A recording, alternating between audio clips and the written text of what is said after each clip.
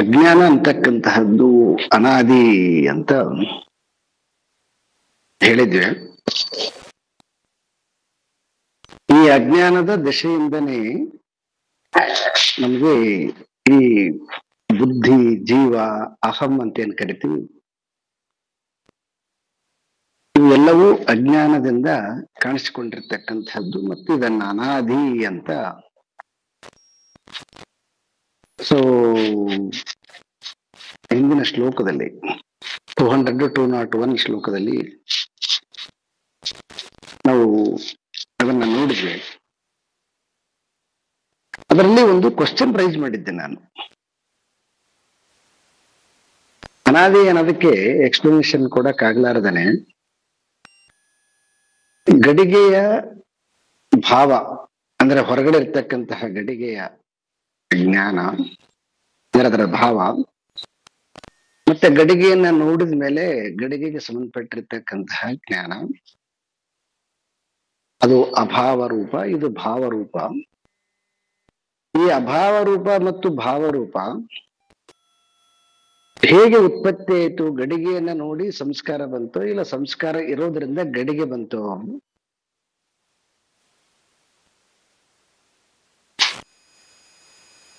ಇದನ್ನ ನಾನು question raise ಮಾಡಿದ್ದೆ ಹಿಂದಿನ ಉಪನ್ಯಾಸದಲ್ಲಿ.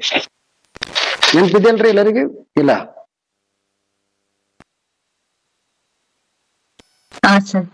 ನೆನಪಿದೆ ಸರ್. ನೆನಪಿದೆಯಲ್ಲ? ಯಾರು ಆನ್ಸರ್ ಮಾಡಿಲ್ಲಲ್ವಾ?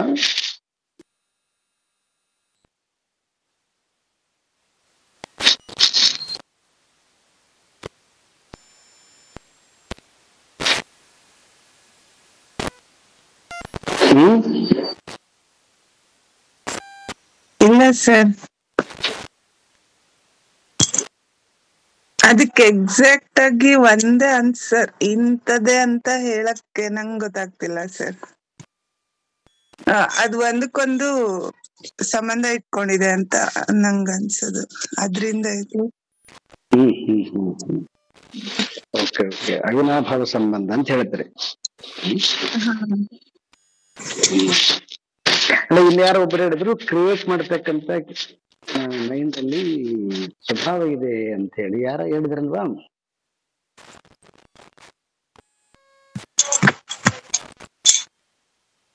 ಯಾರು ಕ್ರಿಯೇಟ್ ಮಾಡಿದವರು?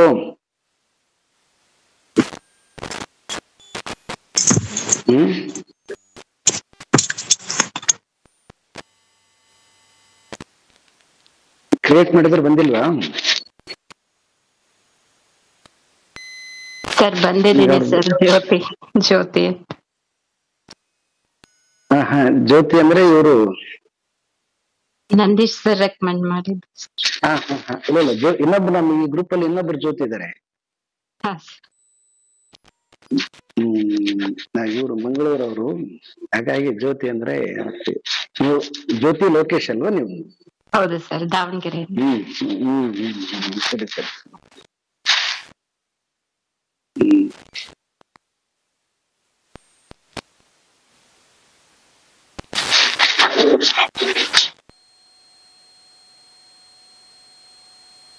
ಕ್ರಿಯೇಟ್ ಮಾಡ್ಲಿಕ್ಕೆ ಅದಕ್ಕೆ ಹೆಂಗ ಗೊತ್ತಾಯ್ತ್ರಿ ಗಡಿಗೆ ಆಕಾರ ಮಾಡ್ಬೇಕಂತ ಹೇಳಿ?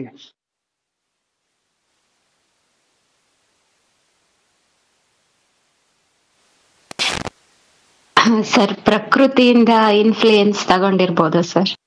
ನಾವು ಪ್ರಕೃತಿಯಲ್ಲಿ ನೋಡ್ತೀವಲ್ಲ ಸರ್, ಗಡಿಗೆ ತರ ಎಷ್ಟೊಂದು ಆಕೃತಿಗಳು ನಮಗೆ ಕಂಡು ಬರುತ್ತೆ.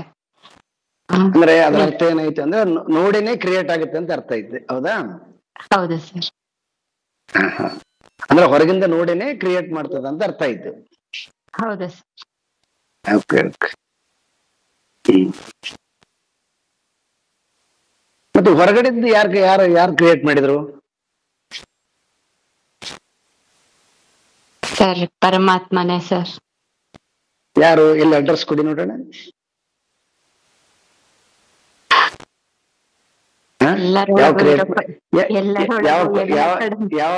ಯಾವ ಕ್ರಿಯೇಟ್ ಮಾಡಿದ? ಎಷ್ಟು ಇಶ್ಯೂಲ್ ಕ್ರಿಯೇಟ್ ಮಾಡಿದ?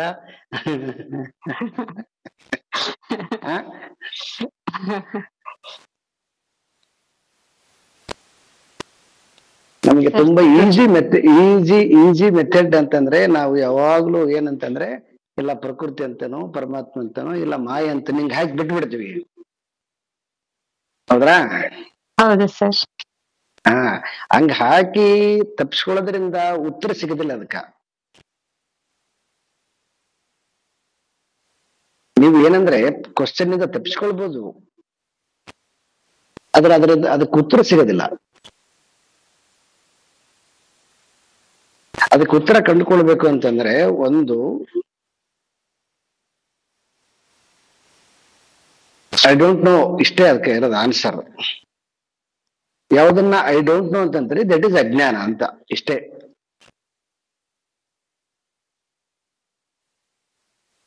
ಅಜ್ಞಾನ ಅಂತಕ್ಕಂಥದ್ದನ್ನ ಸೊ ಆಚಾರ್ಯ ಶಂಕರರು ಕೆಲವೊಂದು ಎಕ್ಸಾಂಪಲ್ಗಳ ಮೂಲಕ ಸೊ ಅನೇಕ ರೀತಿಯಾಗಿ ಅವರು ಶಾಸ್ತ್ರದಲ್ಲಿ ತೋರಿಸಿದ್ದಾರೆ. ಸೊ ಹಾಗಾಗಿ ಯಾಕೆ ಕೆಲವೊಂದನ್ನ ಇವು ಹೀಗೆ ಅಂತೇಳಿ ಪ್ರಶ್ನೆ ಮಾಡಕ್ ಬರೋದಿಲ್ಲ. ಅದೆಲ್ಲವನ್ನೂ ಕೂಡ ಅವರು ನೈಸರ್ಗಿಕೋಯಂ ಲೋಕ ವ್ಯವಹಾರ ಅಂತ ಹೇಳ್ಬಿಟ್ಟಿದ್ದಾರೆ ಅವರು. ಆ ನೈಸರ್ಗಿಕೋಯಂ ಲೋಕ ವ್ಯವಹಾರ ಅಂತಕ್ಕಂಥದ್ದು ಏನಿದೆಯೋ ಅದೆಲ್ಲನೂ ಕೂಡ ಅನಾದಿ ಅಂತ ಸೊ ಅರ್ಥ. ಅದಕ್ಕೆ ಅನಾದಿ ಅಂತಕ್ಕಂಥದ್ದನ್ನ ಹೇಳಕ್ಕೋಸ್ಕರ ಸಲುವಾಗಿ, ಅನಾದಿ ಅಂದ್ರೆ ಏನಂತ ನಿಮ್ಗೆ ಎಕ್ಸ್ಪ್ಲೇನ್ ಮಾಡಕ್ ಆಗ್ಲಾರ್ದನೆ ನಿಮ್ಮ ಮೂಲಕನೇ ಸೊ ಅದನ್ನ ಕ್ಲಾರಿಟಿ ಮಾಡ್ಬೇಕು ಅಂತ ಹೇಳಿ ನಾನು ಅದನ್ನ ಆ ಕ್ವಶನ್ ರೈಸ್ ಮಾಡಿ ಇದು ಮಾಡಿದೆ. ಸೊ ಹಾಗಾಗಿ ಕೆಲವೊಂದು ನಮಗೆ ಇನ್ನೂ ಏನಂತಂದ್ರೆ ಕೆಲವೊಂದಕ್ಕೆ ನಮ್ಮಲ್ಲಿ ಉತ್ತರ ಇಲ್ಲ, ಇಷ್ಟೇನೆ ಪ್ರಶ್ನೆ, ಅದಕ್ಕೆ ಆನ್ಸರ್. ಗೊತ್ತಾಯ್ತೀರಾ ಜ್ಯೋತಿ ಅವರೇ? ಹೌದು ಸರ್, ಗೊತ್ತಾಯ್ತು ಸರ್. ಯಾರ ಮೇಲೆ ನೆರ್ಚ್ಬಾರದು. ಇಲ್ಲ ಸರ್. ಸಂಸಾರದಲ್ಲಿ ಆದ್ರೆ ಅವ್ರ ಮೇಲೆ ಇವ್ರ ಮೇಲೆ ಹಾಕಲಕ್ ಬರ್ತದೆ, ಅಧ್ಯಾತ್ಮದಲ್ಲಿ ಯಾರ ಮೇಲೆ ಹಾಕಕ್ ಬರಂಗಿಲ್ಲ. ಯಾಕಂತಂದ್ರೆ ಇದ್ರಾಗ ನೀವೊಬ್ರೇ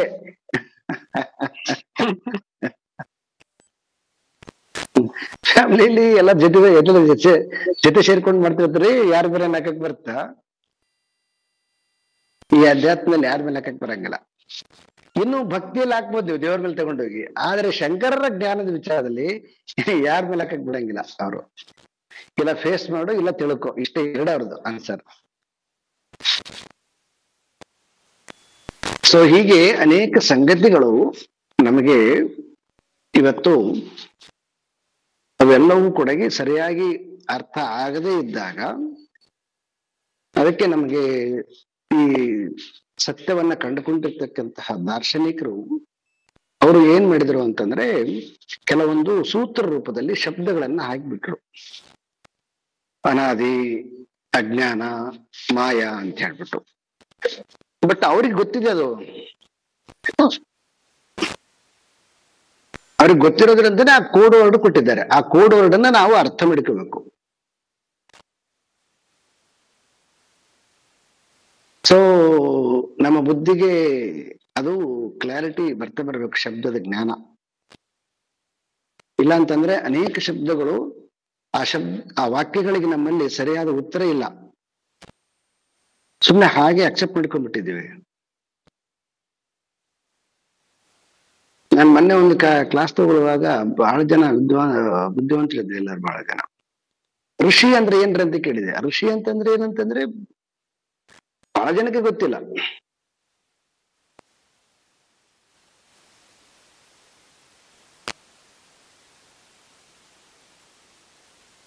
ಸೊ ಈ ತರ ಅನೇಕ ಶಬ್ದಗಳು, ಋಷಿ ಅಂದ್ರೆ ಏನು, ಸಾಧು ಅಂದ್ರೆ ಏನು, ಮಹಾಂತ ಅಂದ್ರೆ ಏನು, ಗುರು ಅಂದ್ರೆ ಏನು, ಸದ್ಗುರು ಅಂದ್ರೆ ಏನು, ಎಲ್ಲ ಪದ ಬಳಕೆ ಇದೆ ಬೇಕಾದಷ್ಟು. ಅದು ಏನು ಮನೆಯಲ್ಲಿ ಮಾತಾಡೋದು, ಸಮಾಜದಲ್ಲಿ ಮಾತನಾಡೋದನ್ನ ಕೇಳಿ ಶಬ್ದಗಳನ್ನ ಮಾತಾಡ್ತೀವಿ. ಆದ್ರೆ ವಾಕ್ಯದ ಅದು ಧಾತು ಹಿಡ್ಕೊಂಡು ಅದ್ರ ಅರ್ಥ ಹಿಡ್ಕೊಂಡು ಅಥವಾ ವ್ಯಾಕರಣ ರೀತಿ ಆಗ್ಲಿ, ಇಲ್ಲಾಂತಂದ್ರೆ ಲಕ್ಷಾರ್ಥ ರೂಪದಲ್ಲಾಗ್ಲಿ ಆ ವಾಕ್ಯವನ್ನ ಕ್ಲಾರಿಟಿ ಇಲ್ಲ.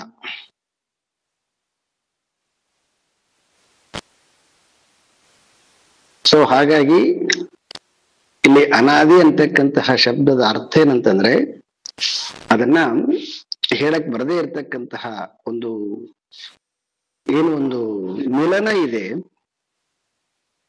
ಗಡಿಗೆ ಮತ್ತು ಗಡಿಗೆಯ ಸಂಸ್ಕಾರದ ಮಿಲನ ಇದೆ. ಆ ಮಿಲನವನ್ನ ಯಾವಾಗ ಕ್ರಿಯೇಟ್ ಆಯ್ತು ಅಂತಕ್ಕಂಥದ್ದು ನಮಗೆ ಸ್ಪಷ್ಟವಾಗಿ ಹೇಳಕ್ಕಿಲ್ಲ. ಸೊ ಹಾಗಾಗಿ ಆ ತರದ ಅನೇಕ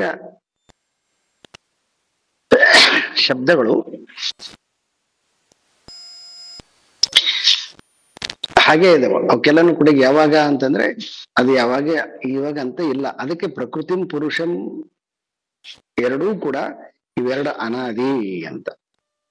ಎಲ್ಲಿ ಪ್ರಕೃತಿ ಇದೆಯೋ ಆ ಪ್ರಕೃತಿಯಲ್ಲಿ ಅವಿದ್ಯೆ, ಅಜ್ಞಾನ, ಮಾಯೆ ಅಂತಕ್ಕಂಥದ್ದು. ಸೊ ಅದು ಕೂಡ ಅನಾದಿನೇ.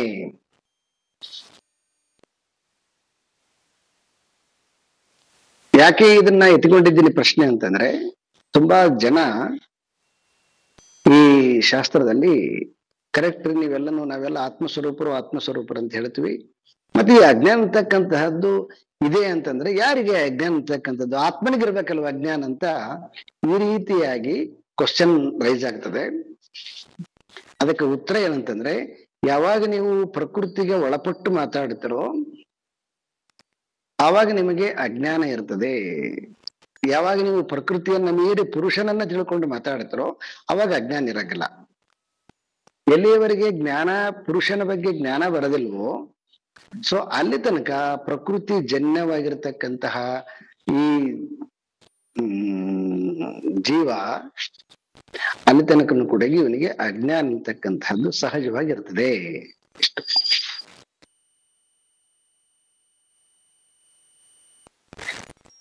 ಸೊ ಅರ್ಥ ಆಯ್ತ್ರಿ? ಇಲ್ಲ ಇನ್ನ ಸ್ವಲ್ಪ ಏನಾರ ಡೌಟ್ಸ್ ಇದೆ ಇದ್ರ ಬಗ್ಗೆ?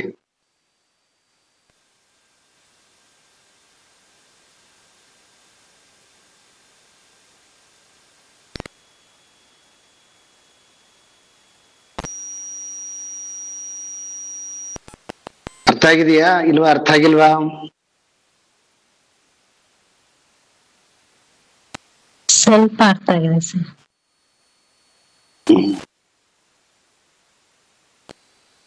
ಓಕೆ, ಇನ್ನೊಂದ್ ಸ್ವಲ್ಪ ಅರ್ಥ ಮಾಡ್ಕೋಬೇಕಂತಂದ್ರೆ ನೀವು ಕ್ವಶನ್ ರೈಸ್ ಮಾಡ್ಬೇಕು. ಕ್ವಶನ್ ರೈಸ್ ಮಾಡಿದ್ರೆ ಹೇಳ್ತೀನಿ ನಾನು. ನೀವು ಕ್ವಶನ್ ರೈಸ್ ಮಾಡದೆ ಹೋದ್ರೆ ನಾನು ಹೇಳಂಗಿಲ್ಲ. ನಂದೊಂದು ಪ್ರಿನ್ಸಿಪಲ್ ಅದ.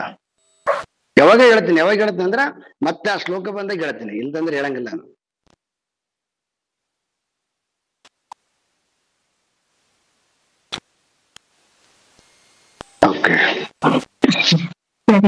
ಅಂದ್ರೆ ಈಗ ಆ ಕೇಳಿದ ಕ್ವೆಶ್ಚನ್ಗೆ ಈಗ ಅಂದ್ರೆ ದೇರ್ ಇಸ್ ನೋ ಆನ್ಸರ್ ಅಂತ ಹೇಳಿದ್ರಿ ಅಲ್ವಾ ಸರ್?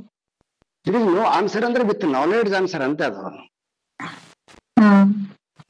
ಈಗ ಅದೇ ಕೋಳಿ ಮೊದ್ಲ ಮೊಟ್ಟೆ ಮೊದ್ಲ ಅನ್ನ ಹಾಗೆ ಈಗ ಗಡಿಗೆ ಮೊದ್ಲ ಆಕಾರ ಇದು ಮುಂಚೆನಾ ಸಂಸ್ಕಾರನೇ ಮುಂಚೆ ಇತ್ತ ಅಂತ. ಈಗ ಅವೆರಡನ್ನ ಕೇಳಿದಾಗ ಕೊನೆಗೆ ಏನ್ ಬರ್ತಂದ್ರೆ ಗೊತ್ತಿಲ್ಲ ಅಂತ ಬರ್ತದ. ಹೌದಲ್ವಾ? ಹೌದು. ಗೊತ್ತಿಲ್ಲ ಅಂತಂದ್ರೆ ಅದನ್ನ ಅಜ್ಞಾನ ಅಂತ ಕರಿತೀವಿ ನಾವು ಅದನ್ನ. ಹೌದಾ? ಮತ್ತೆ ಅಜ್ಞಾನ ಅಂತಕ್ಕಂಥದ್ದು ಪ್ರಕೃತಿಯ ಗುಣ. ಯಾವಾಗ ಪ್ರಕೃತಿ ಯಾವಾಗ ಸೃಷ್ಟಿ ಆಗಿದೆ ಅವಾಗೆಲ್ಲ ಅಜ್ಞಾನ ಇದೆ ಅಂತ ಇಷ್ಟೇನೆ ಅರ್ಥ ಬರೋದು.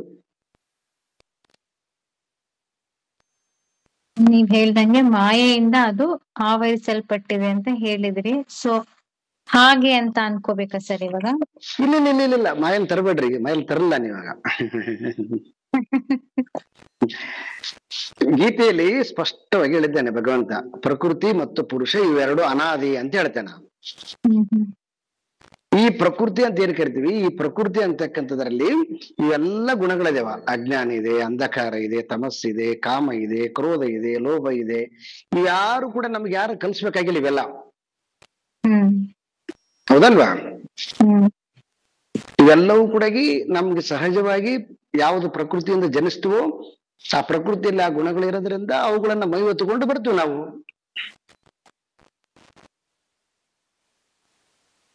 ಹೌದ್ರಾ? ಸೊ ಹಾಗಾಗಿ ಈಗ ಯಾರಿಗೆ ಇದು ಅಜ್ಞಾನ ಅಂತಂದ್ರೆ ಯಾರು ಪ್ರಕೃತಿಯಿಂದ ಜನಿಸಿದ್ದೇವೋ ನಮಗ ಅಜ್ಞಾನ. ಮತ್ತೆ ಇದು ಅಜ್ಞಾನ ಹಂಗಾರ ಇದು ಅನಂತರ ಅಂತಂದ್ರೆ ಅನಂತ ಅಲ್ಲ. ನಾವ್ ಯಾವಾಗ ಪುರುಷನ ತಿಳ್ಕೊಡ್ತೀವಿ ಅವಾಗ ಅಜ್ಞಾನ ಹೋಗುತ್ತೆ ಅಂತ.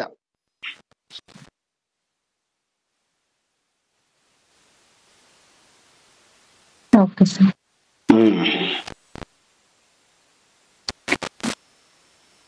ಹಾಗಂದ್ರೆ ಸರ್ ಈ ಶ್ಲೋಕಕ್ಕೂ ಮತ್ತೆ ಅದೇ ಇದ್ರದ್ದು ಹೇಳಿದ್ರಲ್ಲ ಕಪ್ಪೆ ಚಿಪ್ಪು ಅದರದ್ದೆಲ್ಲ ಅದಕ್ಕೂ ಹಾಗಾದ್ರೆ ಇದಿಲ್ವಾ ಸರ್, ಅಂದ್ರೆ ಕನೆಕ್ಷನ್ ಇಲ್ವಾ ಸರ್? ಅದನ್ನ ನಾವು ಸೊ ಈ 3 ರೀತಿಯಾಗಿರ್ತಕ್ಕಂಥ ಶಂಕರವಾದಗಳನ್ನ ನಾವು ತಗೊಳ್ತೀವಿ. ಒಂದು ಸೊ ಪಾರಮಾರ್ಥಿಕ ಸತ್ತ, ಮತ್ತೊಂದು ವ್ಯಾವಹಾರಿಕ ಸತ್ತ, ಮತ್ತೊಂದು ಪ್ರಾತಿಭಾಸಿಕ ಸತ್ತ. ಅದನ್ನೆಲ್ಲಾನು ಕೂಡ ಪ್ರಾತಿಭಾಸಿಕದಲ್ಲಿ ಜೋಡಿಸ್ತೀವಿ. ಕಪ್ಪೆ ಚಿಪ್ಪಿನ ಜ್ಞಾನ, ಮತ್ತೆ ರಜ್ಜು ಸರ್ಪ ನ್ಯಾಯ, ಗಂಧಗಂಧಿ ನ್ಯಾಯ, ಬಿಂಬ ಪ್ರತಿಬಿಂಬ ನ್ಯಾಯ, ಈ ತರದೆಲ್ಲ ನ್ಯಾಯಗಳಿದಾವಲ್ವಾ, ಅಂತ ಎಲ್ಲ ನ್ಯಾಯಗಳನ್ನ ನಾವು ಸೊ ಪ್ರಾತಿಭಾಸಿಕ ಸತ್ತದಲ್ಲಿ ಜೋಡಿಸ್ತೀವಿ. ಅದನ್ನ ಇವೆಲ್ಲವೂ ಕೂಡ ವ್ಯಾವಹಾರಿಕ ಸತ್ತ ಅಂತೀವಿ. ವ್ಯಾವಹಾರಿಕ ಸತ್ತ ಅಂತಂದ್ರೆ ವ್ಯವಹಾರದ ದಿಶೆಯಿಂದ ನಮಗೆ ಟೈಮ್ ಅಂಡ್ ಸ್ಪೇಸ್ ಅಲ್ಲಿ ಲಾಂಗ್ ಟರ್ಮ್ ನಮಗೆ ಇವು ಸೊ ಕಾಣಿಸ್ಕೊಳ್ತಾ ಹೋಗ್ತಾವ. ಈಗ ಯಾವಾಗ ನಾವು ಕಾಲದಿಂದ ಸ್ವಲ್ಪ ದೇಶದಿಂದ ಸ್ವಲ್ಪ ಬದಲಾವಣೆ ಆಗ್ತೀವಿ ಅವಾಗ ಅವು ಅದ್ರದ್ದು ರಿಯಾಲಿಟಿ ಗೊತ್ತಾಗ್ತಾ ಹೋಗ್ತದ. ಇದು ಬಟ್ ನನ್ ಒಂದೇ ಡೌಟ್ ಇರೋದು ಸರ್, ಈಗ ಈ ಶ್ಲೋಕದಲ್ಲಿ ನಾನು ಏನಂತ ಅರ್ಥ ಮಾಡ್ಕೋಬೇಕು ಸರ್? ಅಂದ್ರೆ ನನಗೆ ಅರ್ಥ ಏನಾಗಿದೆ ಅಂದ್ರೆ ಅದು ಗೊತ್ತಾಯ್ತು, ಮೂಲ ರೂಪ ಮಣ್ಣು, ಆಮೇಲೆ ನೀವ್ ಹೇಳಿದ್ದು ಗಡಿಗೆ ಆಕಾರ ಎಲ್ಲ ಮಾಡ್ತೀವಿ. ಬಟ್ ಅದು ಹೇಗ್ ಬಂತು, ಆಕಾರ ಮುಂಚೆನೆ ನಿಮ್ ತಲೆನಲ್ಲಿತ್ತ ಅಥವಾ ನೋಡ್ ಕಲ್ತ್ರ? ನೋಡಕ್ಕೂನು ಮುಂಚೆ ಇರ್ಬೇಕು ಹಾಗೆ. ಅಂದ್ರೆ ಇದು ಏನಂತ ಏನು ಈಗ ನೀವು ಅದೇನ್ ಹೇಳಿದೆ, ಅದು ಅನಾದಿ ಅಂತ ತಿಳ್ಕೊಳಕ್ಕೋಸ್ಕರ ಅಷ್ಟೇ ಹೇಳಿದ್ದು. ಅನಾದಿ ಅಂತಂದ್ರೆ ಏನಂತ ಅರ್ಥ ಮಾಡ್ಸಕ್ಕೋಸ್ಕರ ಸಲ ಅದನ್ನ ಹೇಳಿದ್ ನಾನು ನಿಮಗ.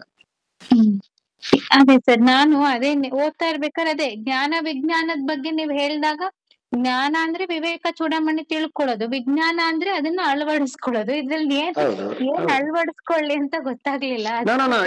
ಇದ್ರಲ್ಲಿ ಈ ವಾಕ್ಯದಲ್ಲಿ ಅಳವಡಿಸಿಕೊಳ್ತಕ್ಕಂಥದ್ದೇನಿಲ್ಲ, ಇದ್ರಲ್ಲಿ ತಿಳ್ಕೊಳ್ಬೇಕಾಗಿರ್ತಕ್ಕಂಥದ್ದ. ಸರಿ ಸರ್, ಅರ್ಥ ಆಯ್ತು. ಪಾಪ ನಿಮ್ಗೆ ಏನೋ ಭಾರಿ ಖುಷಿ, ಏನೋ ಅಳವಡಿಸ್ಕೋಬೇಕಂತ ಜೀವನದಲ್ಲಿ. ಇಲ್ಲ ಸರ್, ಹಂಗಲ್ಲ, ಬೇಸ್ ಅದಂತ ಇಟ್ಕೊಂಡಿದ್ದೀನಲ್ಲ ಸರ್. ಅಂದ್ರೆ ವಿಜ್ಞಾನಮಯ ಕೋಶ ಅಂದ್ರೆ ಈಗ ಅದನ್ನ ತಿಳಿದು ಅದನ್ನ ನಾವು ಅಳವಡಿಸ್ಕೊಳ್ಳೋದು ಅಂತ, ಮನೋಮಯ ಕೋಶ ತನಕ ತಿಳ್ಕೊಳ್ಳೋದು, ಇದನ್ನ ಅಳವಡಿಸ್ಕೊಳ್ಳೋದು ಅಂತ ಒಂದ್ ಬೇಸ್ ಅನ್ಕೊಂಡಿದ್ದೆ.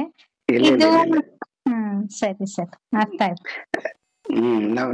ನಮ್ಮ ಫಿಲಾಸಫಿಯಲ್ಲಿ ನಾವು ವಿಜ್ಞಾನನೇ ಹೇಳಕ್ಕಿಲ್ಲ.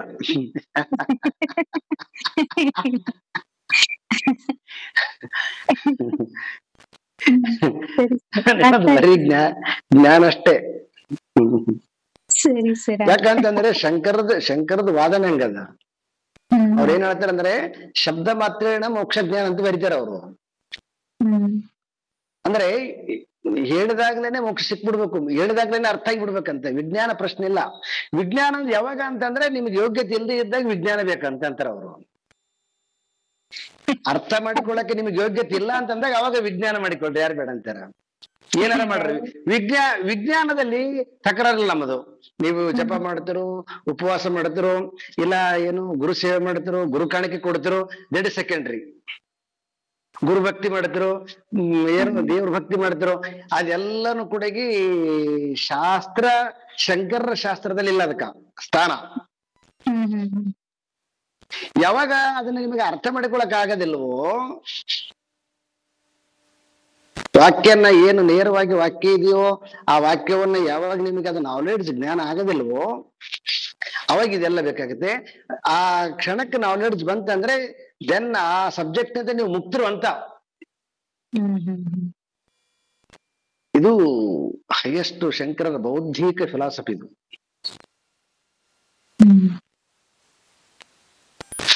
ಅದೇ ಒಂದ್ ಕ್ವೆಶ್ಚನ್ ಲಾಸ್ಟ್ ಟೈಮ್ ಅದನ್ನೇ ಕೇಳಿದ್ರಿ, ಯಾವಾಗಲೂ ಇರುವಂತ ವಸ್ತುವನ್ನು ಮುಕ್ತ ಅಂತ ಹೇಗ್ ಹೇಳ್ತೀರಾ ಅಂತ. ಇದೇ ಅದನ್ನು. ಯಾಕಂದ್ರೆ ಅದೇ ಅದಕ್ಕೆ ಬಂಧನ ಇಲ್ಲ ಅಲ್ವಾ ಅದಕ್ಕೆ. ಸರಿ ಬಂಧನ ಅಂತಕ್ಕಂಥದ್ದು ಯಾರಿಗೆ ಅಂದ್ರೆ ಜೀವನಿಗೆ ಬಂಧನ ಅಂತ. ಯಾರಿಗೆ ಸುಖ ದುಃಖ ಏನು ಏನು ತಿಳ್ಕೊಳ್ಬೇಕು, ಏನು ಕೇಳ್ಬೇಕು, ಏನು ಪಡ್ಕೋಬೇಕು ಅಂತಕ್ಕಂಥದ್ದು ಯಾರಿಗಿದೆಯಲ್ವಾ. ಸೊ ಅವರು ಜೀವಿಗಳು ಅಂತವ್ರಿಗೆಲ್ಲಾನು ಕೂಡ ಸೊ ಬಂಧ ಅದ, ಮತ್ತೆ ಅದ್ ತಿಳ್ಕೊಂಡ್ರೆ ಮುಕ್ತಿ ಬಿಡುಗಡೆ ಅದ. ಈಗ ಒಂದ್ ಸ್ವಲ್ಪ ಅರ್ಥ ಆದಂಗ ಆಯ್ತು ಸರ್. ಈಗ ಲಾಸ್ಟ್ ಹೇಳಿದ ಅರ್ಥ ಆಯ್ತು ಸರ್, ಲಾಸ್ಟ್ ಕ್ಲಾಸ್. ಅದೇ ಗಡಿಗೆ ಒಡೆದ್ರೆ ಅದು ಪ್ರಧ್ವಂಸ ಭಾವ. ಆ ರೂಪಕ್ಕೆ ಅಷ್ಟೇ ಮಾತ್ರ ಬಿಡುಗಡೆ. ಬಿಡುಗಡೆ ಅಂದ್ರೆ ಅಂದ್ರೆ ಬಿಡುಗಡೆ ಅಂದ್ರೆ ಮಣ್ಣಿನ ದೃಷ್ಟಿಯಿಂದ ಅಲ್ಲ, ನಮ್ ದೃಷ್ಟಿಯಿಂದ.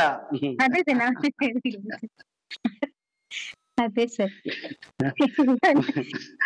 ಆ ಲೆವೆಲ್ಗೆ ಇನ್ನು ನಾನು ಹೋಗಿ, ನೀವ್ ಹೇಳ್ದಂಗೆ ವಿಜ್ಞಾನ ಜ್ಞಾನಿಗಳಿಗೆ ಮಾತ್ರ ಅಂತ ಅರ್ಥ ಆಗೋದು. ನೀವು ಡೈರೆಕ್ಟ್ ಆಗಿ ಬೈದ್ರಿ ಅಷ್ಟೇ.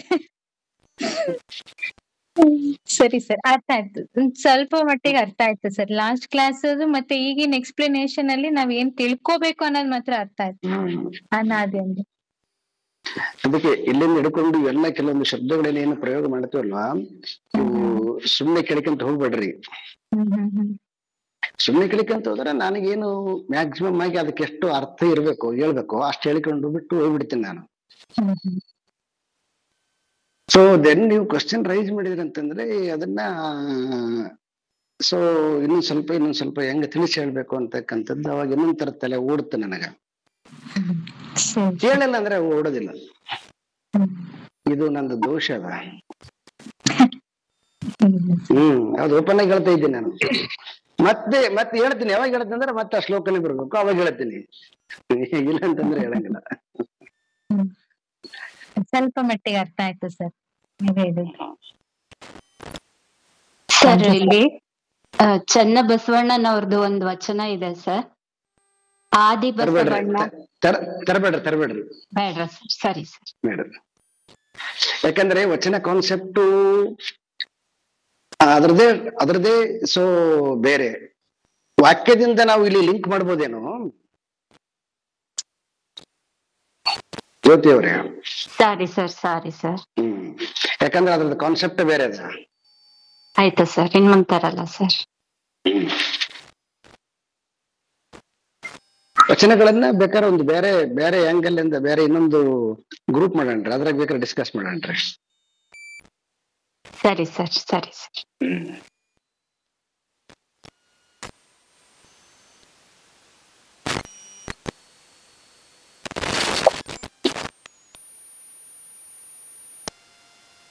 ನನಗೂ ವಚನ ಸಾಹಿತ್ಯ ಗೊತ್ತು, ಮುಂಚೆಲ್ಲ ನಾನು ವಚನ ಸಾಹಿತ್ಯ ಪ್ರವಚನ ಮಾಡೀನಿ. ಹಾ ಸರ್.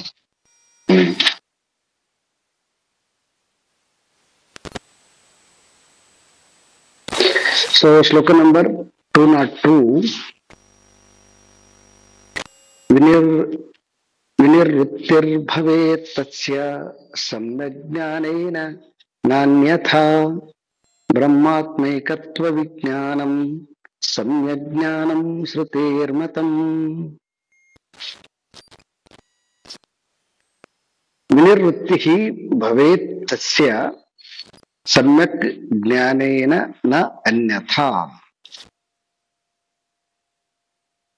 ವಿನಿರ್ವೃತ್ತಿ ಭವೇತ್ ಅಸ್ಯ ಸಮ್ಯಕ್ ಜ್ಞಾನೇನ ನ ಅನ್ಯಥಾ ಬ್ರಹ್ಮ ಆತ್ಮ ಏಕತ್ವ ವಿಜ್ಞಾನಂ ಬ್ರಹ್ಮಾತ್ಮೈಕತ್ವ ವಿಜ್ಞಾನಂ ಬ್ರಹ್ಮ ಆತ್ಮ ಏಕತ್ವ ವಿಜ್ಞಾನಂ ಸಮ್ಯಕ್ ಜ್ಞಾನಂ ಶ್ರುತೇಃ ಮತಂ.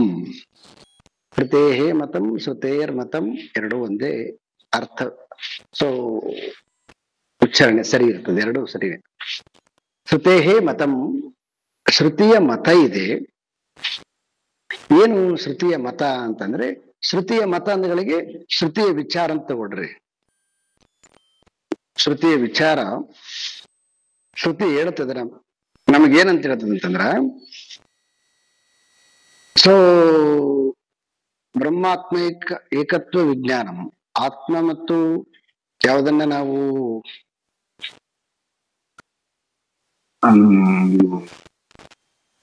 ಜೀವಾತ್ಮ ಮತ್ತು ಪರಮಾತ್ಮ ಅಂತ ಏನ್ ಕರಿತೀವಿ, ಈ ಜೀವಾತ್ಮ ಪರಮಾತ್ಮದ ಜ್ಞಾನ, ಯಾಕಂದ್ರೆ ಈಗ ಜೀವಾತ್ಮದ ಭಾವ ಬೇರೆದ ಮತ್ತು ಪರಮಾತ್ಮನ ಭಾವ ಬೇರೆದ. ಈ ಜೀವಾತ್ಮ ಮತ್ತು ಪರಮಾತ್ಮನ ಈ ಭೇದವನ್ನ ಅಭೇದವಾಗಿ ತೋರಿಸುವಂತಹದ್ದು ಶ್ರುತಿಯ ವಿಚಾರ ಇದೆ. ಆ ಶ್ರುತಿಯ ವಿಚಾರ ಏನದು, ವಿನಿವೃತ್ತಿ ಈ ಭವೇತ್ ಅಂದ್ರೆ ಈ ಜೀವಭಾವದಿಂದ ಅಥವಾ ಉಪಾಧಿಯಿಂದ. ಉಪಾಧಿ ಅಂತಕ್ಕಂತಹದ್ದು, ಜೀವ ಅಂತಕ್ಕಂಥದ್ದು ಏನು ಉಪಾಧಿ ಇದೆ, ಆ ಜೀವನಿಗೆ ಉಪಾಧಿ ಅಂತಂದ್ರೆ ಸುಖ ದುಃಖ. ಹಾಗೆ ಆ ಜೀವನಿಗೆ ಸುಖ ದುಃಖಗಳನ್ನ ಪಡ್ಕೊಳ್ಳಕ್ ಬೇಕಾಗಿರ್ತಕ್ಕಂತಹದ್ದು ಶರೀರ. ಈ ಶರೀರ ಅಂತಕ್ಕಂಥದ್ದು ಸ್ಥೂಲವಾಗಿರ್ತಕ್ಕಂತಹ ಉಪಾಧಿ. ಕಾಮ ಅಂತಕ್ಕಂತಹದ್ದು ಅದರ ಸೂಕ್ಷ್ಮ ರೂಪವಾಗಿರ್ತಕ್ಕಂತಹ ಉಪಾಧಿ. ಈ ಎರಡು ಉಪಾಧಿಗಳು ಜೀವನಿಗೆ ಇದೆ. ಈ ಎರಡನ್ನ ಸೇರಿಸಿ ಒಂದೇ ಶಬ್ದದಲ್ಲಿ ಹೇಳ್ತೀವಿ ಉಪಾಧಿ, ಜೀವನ ಉಪಾಧಿ ಅಂತ. ಈ ಜೀವ ಉಪಾಧಿ ಈ ಪರಮಾತ್ಮನ ಜ್ಞಾನ. ಸೊ ಇವು ಎರಡು ವಸ್ತುತಃ ಅಜ್ಞಾನದಿಂದ ಇವು ಭೇದವಾಗಿ ಕಾಣಿಸಿಕೊಳ್ತವೆ. ಯಾರಿಗೆ ಶ್ರುತಿಯನ್ನ ತಿಳಿದಿರ್ತಕ್ಕಂತಹ ಆ ಜ್ಞಾನಿಗಳಿದಾರೋ ಅವ್ರಿಗೆ ಇವೆರಡು ಭೇದ ಅಂತ ಕಾಣಿಸ್ಕೊಳ್ಳೋದಿಲ್ಲ. ಗಡಿಗೆ ಮತ್ತು ಮಣ್ಣು ಭೇದ ಅಂತ ಕಾಣಿಸ್ಕೊಳ್ಳೋದಿಲ್ಲ. ಯಾರಿಗೆ ಅಂತಂದ್ರೆ, ಮಣ್ಣಿನ ಜ್ಞಾನವನ್ನ ಚೆನ್ನಾಗಿ ತಿಳಿದು ಮಣ್ಣಿನಿಂದ ಗಡಿಗೆಯನ್ನ ಮಾಡ್ತಕ್ಕಂಥದ್ದು ನೋಡಿರ್ತಕ್ಕಂತಹ ಆ ಬಲ್ಲವನಿಗೆ ಗಡಿಗೆ ಮತ್ತು ಮಣ್ಣಿನ ಭೇದ ಕಂಡ್ರು ಕೂಡ ಸ್ವರೂಪದಿಂದ ಅಭೇದ ಅಂತಕ್ಕಂಥದ್ದು ಸ್ಪಷ್ಟವಾಗಿ ಗೊತ್ತಾಗಿರ್ತದೆ.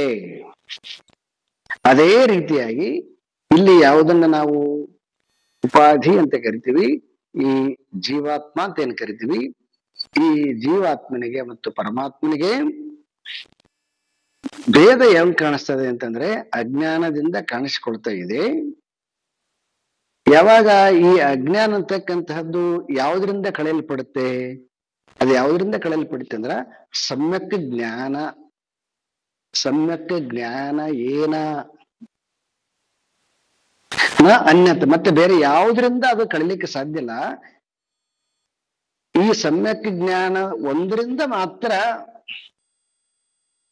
ಈ ಜೀವಾತ್ಮ ಮತ್ತು ಪರಮಾತ್ಮರ ಭೇದವನ್ನ ಕಳಚಿ ಅದೇನ್ ಮಾಡುತ್ತೆ ಅಂತಂದ್ರೆ ಬ್ರಹ್ಮ ಆತ್ಮ ಏಕತ್ವ ಅಂತಕ್ಕಂತಹ ಅನುಭವಜನ್ಯವಾದ ಜ್ಞಾನವನ್ನ ಕೊಡುತ್ತೆ. ಅದನ್ನ ಸಮ್ಯಕ್ ಜ್ಞಾನ ಅಂತ ಕರೀತಾರೆ ಅದನ್ನ. ಸೊ ಈ ಸಮ್ಯಕ್ ಜ್ಞಾನ ಪರಿಚ್ಛಿನ್ನವಾಗಿರ್ತಕ್ಕಂತಹದ್ದು ಜೀವ, ಅಪರಿಚ್ಛಿನ್ನನಾಗಿರ್ತಕ್ಕಂತಹದ್ದು ಪರಮಾತ್ಮ. ಯಾಕೆ ಇವನು ಪರಿಚ್ಛಿನ್ನನಾಗಿ ಕಾಣಿಸ್ಕೊಳ್ತಾ ಇದ್ದೇನಂತಂದ್ರೆ, ಸೊ ನಮಗೆಲ್ಲರಿಗೂ ಕೂಡ ನಮ್ಮ ದೇಹ, ನಮ್ಮ ಮನಸ್ಸು, ನಮ್ಮ ಬುದ್ಧಿ, ನಮ್ಮ ಸಂಸಾರ ಇದ್ರ ಮೇಲೆ ನಮಗೆ ಅಭಿಮಾನ ಇದೆ. ಅದು ನಾನ್ ಬೇರಿಲ್ಲ, ಮತ್ತೆ ನನ್ನ ದೇಹ ಬೇರಿಲ್ಲ, ನಾನ್ ಬೇರಿಲ್ಲ, ನನ್ನ ಮನಸ್ಸು ಬೇರಿಲ್ಲ, ನಾನು ಬೇರೆ ಇಲ್ಲ, ನನ್ನ ಸಂಸಾರ ಬೇರೆ ಇಲ್ಲ, ನಾನೇ ಸಂಸಾರ, ಐ ಆಮ್ ಸಂಸಾರಿ ಅಂತ ಯಾರು ತಿಳ್ಕೊಂಡಿದ್ದಾರೆ. ಸೊ ಇದು ವಸ್ತುತಃ ನಿಜವಾಗ್ಲೂ ಕೂಡಗಿ ಅವನು ಸಂಸಾರಿನೇ ಅಂತಂದ್ರ ಇಲ್ಲ, ನಿಜವಾಗ್ಲೂ ಕೂಡಗಿ ಸಂಸಾರಿ ಅಲ್ಲ, ಅವನಿಗೆ ಅಜ್ಞಾನದಿಂದ ಹಾಗೆ ಕಾಣಿಸಿಕೊಂಡಿದೆ. ಆ ಅಜ್ಞಾನದ ದಶೆಯಿಂದ ತಾನು ಕಾಮಿ ಅಂತ ಅನಿಸ್ಕೊಂಡು ಆ ಕಾಮತ್ವದ ಛಾಯೆಯನ್ನ ಹೊದ್ದುಕೊಂಡು ಅವನು ಸಂಸಾರಿ ಅಂತ ಅನಿಸ್ಕೊಂಡಿದ್ದಾನೆ.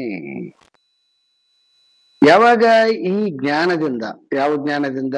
ಉಪನಿಷತ್ತಿನ ಜ್ಞಾನದಿಂದ, ಅಹಂ ಬ್ರಹ್ಮಾಸ್ಮಿ ಅನ್ನುವಂತಹ ಮಹಾವಾಕ್ಯದ ಜ್ಞಾನದಿಂದ ನಾನು ಜೀವ ಅಲ್ಲ, ನಾನು ಬ್ರಹ್ಮಸ್ವರೂಪನೇ ಅನ್ನುವಂತಹ ಜ್ಞಾನ ಯಾವಾಗ ಅವನಿಗೆ ಆಗತ್ತೆ,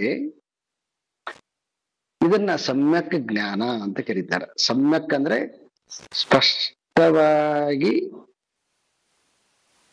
ತಿಳಿಸಿಕೊಡ್ತಕ್ಕಂತಹದ್ದು. ಈ ಸ್ಪಷ್ಟವಾಗಿ ಅಂತನ್ನೋದಕ್ಕೆ ನೈಯಾಯಿಕರು ಒಂದು ಎಕ್ಸಾಂಪಲ್ ಕೊಡ್ತಾರೆ, ಬಹಳ ಬ್ಯೂಟಿಫುಲ್ ಆಗಿರತಕ್ಕಂಥದ್ದು. ಹೇಳಿರ್ತೀನಿ, ಇನ್ನೊಂದ್ಸಲ ಹೇಳ್ತೀನಿ. ಈಗ ನಾವು ಯಾವ್ದಾರು ಒಂದು ಇಲ್ಲಿ ಕೈಯಲ್ಲಿ ಬುಕ್ ಹಿಡ್ಕೊಂಡಿದ್ವಿ ಅಂತ ಇಟ್ಕೊಳ್ರೆ, ಇದು ನಮಗೆ ಪ್ರತ್ಯಕ್ಷ ಜ್ಞಾನ.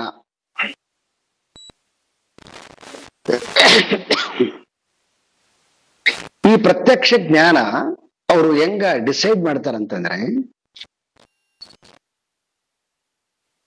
ವಸ್ತು ಇರಬೇಕು ಮೊದಲನೇದಾಗಿ. ಈ ಪುಸ್ತಕ ಅಂತಕ್ಕಂಥದ್ದು ಇದೆ, ವಸ್ತು ಇದೆ. ಓಕೆ, ಈ ವಸ್ತುವನ್ನ ನೋಡ್ತಕ್ಕಂತಹ ಕಣ್ಣು ಇರಬೇಕು. ಮತ್ತೆ ಈ ಕಣ್ಣಿಗೆ ಮತ್ತು ವಸ್ತುವಿಗೆ ಏನು ನೋಡ್ಲಿಕ್ಕೆ ಒಂದು ಮಾಧ್ಯಮ ಇದೆಯೋ, ಯಾವುದು ಮಾಧ್ಯಮ? ಬೆಳಕು ಅಂತಕ್ಕಂಥದ್ದು ಮಾಧ್ಯಮ. ಈ ಬೆಳಕು ಅಂತಕ್ಕಂಥದ್ದು ವಸ್ತುವನ್ನ ತೋರಿಸುವಷ್ಟು ಸ್ಪಷ್ಟವಾಗಿತ್ತಂತಂದ್ರೆ, ವಸ್ತುವನ್ನ ತೋರಿಸುವಷ್ಟು ಸ್ಪಷ್ಟವಾಗಿತ್ತು ಅಂತಂದಾಗ ಬೆಳಕು, ಅವಾಗ ವಸ್ತುವಿನ ಜ್ಞಾನ ಆಗತ್ತೆ. ಅವ್ರು ಕೊಡ್ತಕ್ಕಂಥದ್ದು ಒಂದು ಲಾಜಿಕ್. ಇಲ್ಲ, ವಸ್ತುವಿನ ಮೇಲೆ ಬೆಳಕು ಚೆನ್ನಾಗಿತ್ತು, ಆದ್ರೆ ವಸ್ತು ನನಗಿಂತ ದೂರ ಇತ್ತಂತಂದ್ರೆ ಅದನ್ನ ಅವ್ರು ಒಪ್ಪೋದಿಲ್ಲ. ಅವರು ಯಾಕ, ದೂರದಲ್ಲಿದ್ದಾಗ ಅದು ಏನಾರ ಕಾಣ್ಬೋದು. ಹೆಂಗದು ಕಪ್ಪೆ ಚಿಪ್ಪು ಬೆಳ್ಳೆ ಕಾಣುತ್ತಲ್ವಾ, ಹಂಗ್ ಕಾಣ್ಬೋದು. ಅದೇ ಹತ್ರದಲ್ಲಿತ್ತಂದ್ರೆ ಕಪ್ಪೆ ಚಿಪ್ಪನ್ನು ನಾವ್ಯಾರು ಬೆಳ್ಳೆ ಅಂತ ನಂಗಲ್ಲ. ಸೊ ಹಾಗಾಗಿ ವಸ್ತುವಿನ ಮೇಲೆ ಬೆಳಕು ಎಷ್ಟರ ಚೆನ್ನಾಗಿರ್ಲಿ, ಆದ್ರೆ ಗ್ರಹಿಸುವಂತಹ ಕಣ್ಣಿನ ಸಾಮೀಪ್ಯಕ್ಕಿರ್ಬೇಕದು. ಸೊ ಹಾಗಾಗಿ ವಸ್ತು ತುಂಬಾ ದೂರದಲ್ಲಿರಬಾರ್ದು, ವಸ್ತು ಹತ್ತಿರದಲ್ಲಿರ್ಬೇಕು. ಮತ್ತೆ ಎರಡನೇದು, ವಸ್ತುವಿನ ನಮಗೆ ದರ್ಶನ ಆಗ್ಬೇಕಂತಂದ್ರೆ ಬೆಳಕು ಸ್ಪಷ್ಟವಾಗಿರ್ಬೇಕು. ಇದು ವಸ್ತುವಿನ ಮೇಲೆ ಇರ್ತಕ್ಕಂತಹದ್ದು ಸ್ಪಷ್ಟತೆ. ದೆನ್ ಅದಾದ್ಮೇಲೆ ನಾವು ನೋಡ್ತಕ್ಕಂಥ ಕಣ್ಣಂತ ಏನು ಕರಿತೀವಿ, ಮತ್ತೆ ಈ ಕಣ್ಣಿನ ಮೇಲೆ ಕೂಡ ಅನುಮಾನ ಪಡ್ತಾರೆ.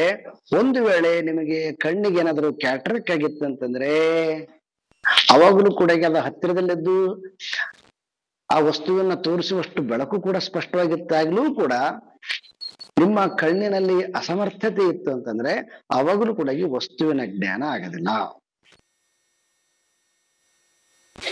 ಕಣ್ಣು ಚೆನ್ನಾಗಿರ್ಬೇಕು, ವಸ್ತು ಹತ್ತಿರದಲ್ಲಿರ್ಬೇಕು, ಮತ್ತೆ ಅದು ಸ್ಪಷ್ಟವಾದ ಬೆಳಕಿನಿಂದ ಕೂಡಿರ್ಬೇಕು. ಇದನ್ನ ಪ್ರತ್ಯಕ್ಷ ಜ್ಞಾನ ಅಂತ ಕರೀತಾರೆ. ಹಾಗೆ ಇಲ್ಲಿ ಶಂಕರರು ಆತ್ಮ ಮತ್ತು ಈ ಅನಾತ್ಮ ಅಂತಕ್ಕಂಥದ್ದು ಎರಡು ಏನು ಭೇದ ರೂಪೇಣ ಕಾಣುತ್ತಲ್ವಾ, ಈ ಭೇದ ರೂಪೇಣ ಕಾಣುವಂತಹ ಈ ಆತ್ಮ ಅನಾತ್ಮದ ಭೇದ ಅಭೇದವಾಗ್ಬೇಕು ಅಂತಂದ್ರೆ ಬ್ರಹ್ಮ ಆತ್ಮ ಏಕತ್ವ ಜ್ಞಾನ, ಬ್ರಹ್ಮಾತ್ಮ ಏಕತ್ವ ಜ್ಞಾನ ಆಗ್ಬೇಕು ಅಂತಂದ್ರೆ ಸೊ ಸಮ್ಯಕ್ ಜ್ಞಾನ ಅಂತ ಪದ ಪ್ರಯೋಗ ಮಾಡಿದ್ದಾರೆ.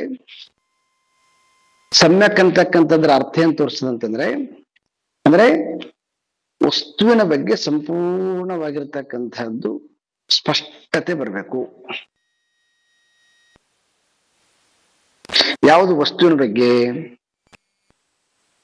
ಯಾವುದನ್ನ ನಂದು ಅಂತ ಅನ್ಕೊಳ್ತೀನೋ ಆ ವಸ್ತುವನ್ನ ಈಗ ನಾವು ನೋಡ್ತಾ ಇದ್ದೀವಿ, ಸಂಸಾರದ ಕಣ್ಣಿನಿಂದ ನೋಡ್ತಾ ಇದ್ದೀವಿ, ನಮಗೆ ಅದು ಅದು ರಿಯಾಲಿಟಿ ಗೊತ್ತಾಗೋದಿಲ್ಲ. ಅನ್ರಿಯಲ್ ಅನ್ನ ನಾವು ರಿಯಲ್ ಅಂತ ಅನ್ಕೊಳ್ತೀವಿ.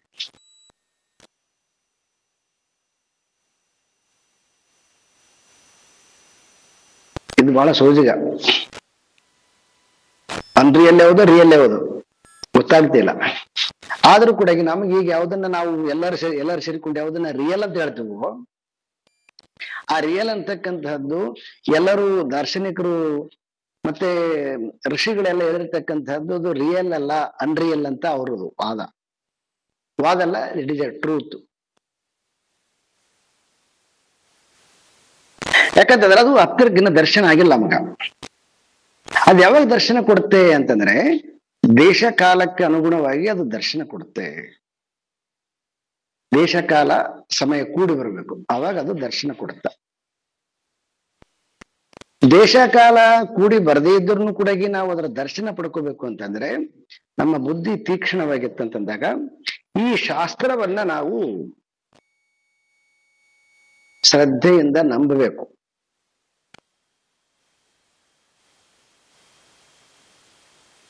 ಶಾಸ್ತ್ರ ಏನ್ ಹೇಳ್ತದೋ ಅದು ಆ ಋಷಿ ನೋಡಿರ್ತಕ್ಕಂತಹ ಸತ್ಯ ದರ್ಶನ. ಹೆಂಗ ನಾವ್ಯಾರು ಹೋಗ್ಲಿಲ್ಲ ಚಂದ್ರಲೋಕಕ್ಕೆ, ಆದ್ರೂ ಕೂಡ ಅವನು ಒಬ್ಬನು ಹೋಗಿ ಬಂದ, ನೀಲ ಎ ಆರ್ಮ್ಸ್ಟ್ರಾಂಗ್ ಅಂತ ಹೇಳ್ಬಿಟ್ಟು. ಈಗ ಅವನೊಬ್ಬನು ಹೋಗಿ ಬಂದಿದ್ದಾನೆ, ಅವನು ಸುಳ್ಳು ಹೇಳಿದ್ದಾನೆ ನಿನ್ಗೆ ಗೊತ್ತಿಲ್ಲ, ಆದ್ರೂ ಕೂಡ ಎಲ್ಲರೂ ನಂಬಿದ್ವಿ ನಾವು. ಇವಾಗ ಈಗೊಂದು 3-4 months ಬ್ಯಾಕು ಚೈನಾದವರು ಒಂದು ಇದು ಹೇಳಿದ್ರು, ಅವ್ನು ಹೋಗಿರೋದೇ ಸುಳ್ಳು ಅಂತ ಹೇಳ್ತಾ ಇದ್ರು. ಅವ್ರದ್ದು ಲಾಜಿಕ್ ಅದ. ಎನಿವೆ, ಆದ್ರೂ ಕೂಡ ನಾವೆಲ್ಲರೂ ಒಪ್ಪಿಕೊಂಡಿದ್ವಿ. ಸೊ ಫಸ್ಟ್ ಗಗನಯಾತ್ರಿ ಚಂದ್ರಲೋಕಕ್ಕೆ ಮೊದಲು ಮಾನವ ಕಾಲಿಟ್ಟಿರ್ತಕ್ಕಂಥದ್ದು ಮೊದಲ ಮಾನವ ನೀಲ ಎ ಆರ್ಮ್ಸ್ಟ್ರಾಂಗ್ ಅಂತ ಹೇಳ್ಬಿಟ್ಟು ನೋಡಿ. ನಾವು ಸ್ವತಃ ನಾವು ನೋಡಿಲ್ಲ, ಆದ್ರೂ ಕೂಡ ನಾವು ಅವನನ್ನು ಒಪ್ಪಿದ್ದೀವಿ. ಯಾಕಂತಂದ್ರೆ ನಮಗೆ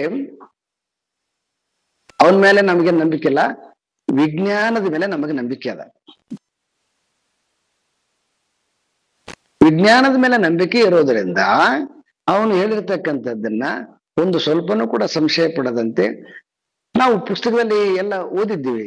ಯಾರು ಕೂಡ ಈಗ ಸಂಶಯ ಪಟ್ಟಿಲ್ಲ. ನೀವು ನೋಡಿದ್ಯೇನೋ, ಅವನು ಯಾರು ಹೇಳಿದಂತೆ ನಾವ್ಯಾಕೆ ಒಪ್ಬೇಕಂತ ಯಾವಾಗ್ಲೂ ನಮ್ ಕ್ವಶನ್ ಬಂದಿಲ್ಲ ನೋಡಿ. ಯಾಕೆ ಅಂತಂದ್ರೆ ಥ್ರೂ ವಿಜ್ಞಾನದ ಮೂಲಕ ಏನಿದೆಯೋ ಅದನ್ನ ಮೊದಲೇ ನಾವು ಫಿಕ್ಸ್ ಮಾಡ್ಕೊಂಡ್ಬಿಟ್ಟಿದ್ವಿ, ಅದು ಸತ್ಯ ಅಂತ.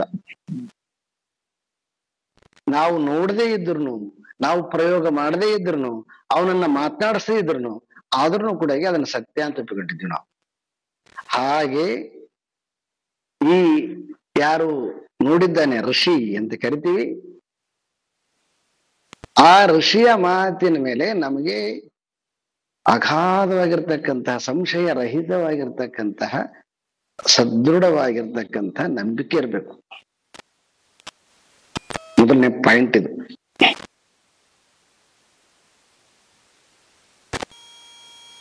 ಇನ್ನು ಎರಡನೇದು ಏನಂತಂದ್ರೆ, ಯಾವುದನ್ನ ಈಗ ನಾವು ರಿಯಲ್ ಅಂತ ಕರಿತೀವಿ, ಆ ಋಷಿ ಅದನ್ನ ಅನ್ರಿಯಲ್ ಅಂತ ಹೇಳಿದ್ದನೋ, ಆ ಅನ್ರಿಯಲ್ ಆಗಿರ್ತಕ್ಕಂಥದ್ದನ್ನ ತಾರ್ಕಿಕವಾಗಿ ಅದನ್ನ ಡಿಸ್ಕಸ್ ಮಾಡ್ತಕ್ಕಂತಹ ಮತ್ತೊಂದು ರೀತಿಯಾಗಿರ್ತಕ್ಕಂತಹ ಇನ್ಸ್ಟ್ರೂಮೆಂಟ್ ಬೇಕಾಗತ್ತೆ. ಅದಕ್ಕೆ ನಾವು ಬುದ್ಧಿ ಅಂತ ಕರಿತೀವಿ. ಮೊದಲು ನಂಬಿಕೆ, ಶ್ರುತಿ ಮೇಲೆ ನಂಬಿಕೆ ಮೊದಲನೇ ಪಾಯಿಂಟು. ಅದು ವಸ್ತು, ಆ ವಸ್ತುವನ್ನ ಪರಾಮರ್ಶಿಸುವಂತಹ ಸ್ಪಷ್ಟವಾಗಿರ್ತಕ್ಕಂತಹ ಬೆಳಕು ಅಂತಂದಲ್ಲ, ಹಾಗೆ ಬೆಳಕು ಅಂತಕ್ಕಂಥದ್ದು ನಮ್ಮ ತೀಕ್ಷ್ಣವಾದ ಬುದ್ಧಿ. ಆ ತೀಕ್ಷ್ಣವಾದ ಬುದ್ಧಿಯಿಂದ ಶಾಸ್ತ್ರವನ್ನ ಸ್ಪಷ್ಟವಾಗಿ ನೋಡಿದ್ವಿ ಅಂತಂದ್ರೆ ಅವಾಗ ಅದು ಭೇದ ಹೊರಟೋಗಿ ಅಭೇದ ಅಂತಕ್ಕಂಥದ್ದು ಗೊತ್ತಾಗುತ್ತೆ. ಹೆಂಗ ಮಣ್ಣಿನಿಂದ ಆಗಿರ್ತಕ್ಕಂತಹದ್ದು ಗಡಿಗೆ ಅಂತಕ್ಕಂಥದ್ದು ಗೊತ್ತಾದ್ಮೇಲೆ ಮಣ್ಣು ಮತ್ತು ಗಡಿಗೆಗಿರ್ತಕ್ಕಂತಹ ಭೇದ ಹೊರಟೋಗಿ ಅಭೇದ ಸ್ಥಿತಿ ಹೆಂಗ್ ಬರ್ತದೋ, ಹಾಗೆ ಇಲ್ಲಿ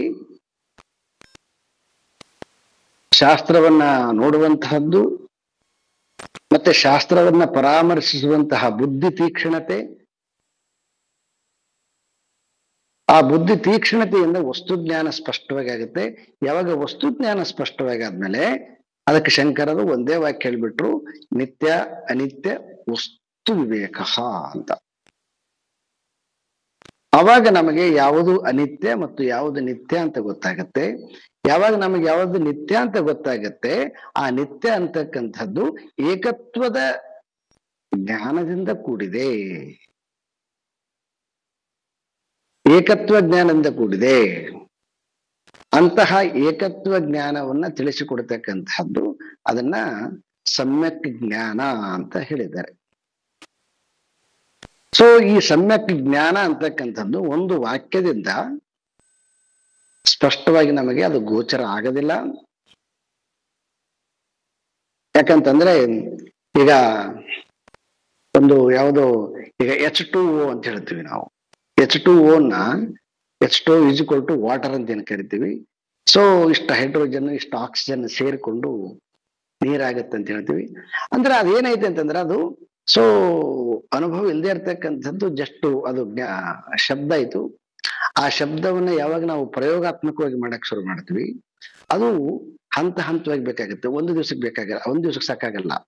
ಅದಕ್ಕೊಂದ್ 2 ವರ್ಷ 3 ವರ್ಷ ಓದ್ಬೇಕಾಗತ್ತೆ ನೋಡಿ. ಆ ಓದಿದ್ಮೇಲೆ ಅವಾಗ ನಮಗೆ ಸೊ ಹೈಡ್ರೋಜನ್ ಅಂದ್ರೆ ಏನು, ಆಕ್ಸಿಜನ್ ಅಂದ್ರೆ ಏನು, ಹೈಡ್ರೋಜನ್ ಅಂದ್ರೆ ಮತ್ತೆ ಅದ್ರಾಗ ಎಷ್ಟು ಡಿವಿಷನ್ಗಳಿದಾವ, ಆಕ್ಸಿಜನ್ ಅಂದ್ರೆ ಅದ್ರಾಗ ಎಷ್ಟು ಡಿವಿಷನ್ಗಳಿದಾವ, ಯಾಕೆ ಇಷ್ಟು ಪ್ರಮಾಣ ಸೇರ್ಕೊಂಡಾಗ ಮಾತ್ರ ಇದು ವಾಟರ್ ಅಂತ ಆಗುತ್ತೆ, ಜಾಸ್ತಿ ಆದ್ರೆ ಏನಾಗುತ್ತೆ. ಸೊ ಇದಕ್ಕೆಲ್ಲನೂ ಕೂಡ ನಾವು ಡೀಪ್ ಆಗಿ ಅದನ್ನ ಸ್ಟಡಿ ಮಾಡಿದಾಗ ಗೊತ್ತಾಗತ್ತೆ ನಮಗೆ. ಸುಮ್ಮನೆ ಒಂದು ಶಬ್ದ ಕೇಳೋದ್ರಿಂದ ಗೊತ್ತಾಗೋದಿಲ್ಲ. ಸೊ ಹಾಗೆ ಯಾವುದನ್ನ ಸಮ್ಯಕ್ ಜ್ಞಾನ ಅಂತ ಏನ್ ಕರೆದಿದ್ದಾರೋ ಈ ಶಾಸ್ತ್ರವನ್ನ ತೀಕ್ಷ್ಣವಾದ ಬುದ್ಧಿಯಿಂದ ನೋಡ್ತಕ್ಕಂತಹ ನಿರಂತರವಾದ ಅಭ್ಯಾಸದಿಂದ ಆ ಅಭ್ಯಾಸದ ಬಲ ಜಾಸ್ತಿ ಆಗುತ್ತಾ ಸ್ವಲ್ಪ ಸ್ವಲ್ಪವಾಗಿ ನಮಗೆ ಆ ಜ್ಞಾನ ಯಾವುದು ಶ್ರುತಿ ಜ್ಞಾನ ಸ್ವಲ್ಪ ಅರ್ಥ ಆಗ್ತಾ ಹೋಗ್ತದ. ಯಾವಾಗ ನಮಗೆ ಸ್ಪಷ್ಟವಾಗಿ ಅರ್ಥ ಆಗತ್ತೆ, ಆಗ ಈ ಸಮ್ಯಕ್ ಜ್ಞಾನ ಅಂತಕ್ಕಂತಹದ್ದು ಸಬ್ಜೆಕ್ಟ್ ಕ್ಲೋಸ್ ಆಗುತ್ತೆ, ಕಂಪ್ಲೀಟ್ ಆಗುತ್ತೆ. ಸೊ ಅಲ್ಲಿ ತನಕ ಈ ಸಮ್ಯಕ್ ಜ್ಞಾನವನ್ನ ನಾವು ತಿಳಿತಾ ಹೋಗೋಣ. ಓಂ ಪೂರ್ಣಮದಃ ಪೂರ್ಣಮಿದಂ ಪೂರ್ಣಾತ್ ಪೂರ್ಣಮುದಚ್ಯತೆ ಪೂರ್ಣಸ್ಯ ಪೂರ್ಣಮಾದಾಯ ಪೂರ್ಣಮೇವಾವಶಿಷ್ಯತೆ. ಓಂ ಶಾಂತಿ. ಹರಿ ಓಂ. ಶ್ರೀ ಗುರುಭ್ಯೋ ನಮಃ. ಹರಿ ಓಂ.